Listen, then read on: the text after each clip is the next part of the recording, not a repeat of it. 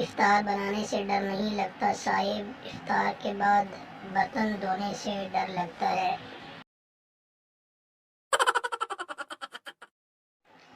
عید تو بچپن میں ہوتی تھی، اب تو پورے سال کے برتن دھونے کا عالمی دن ہوتا ہے۔ سارا سال کے برتنوں کی چکنائی ایک طرف اور عید کے 3 دنوں کی چکنائی ایک طرف۔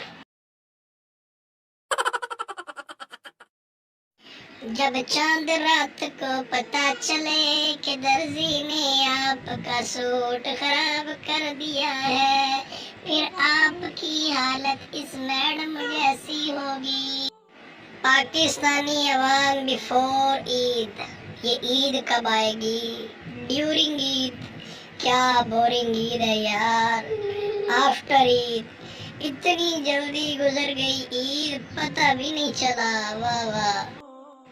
کسی کے پاس کوئی ایسا میسج ہے جس کو 11 لوگوں کو فارورڈ کرنے سے کچن کے برتن خود بخود صاف ہو جائیں اور ہماری جان چھوٹ جائے؟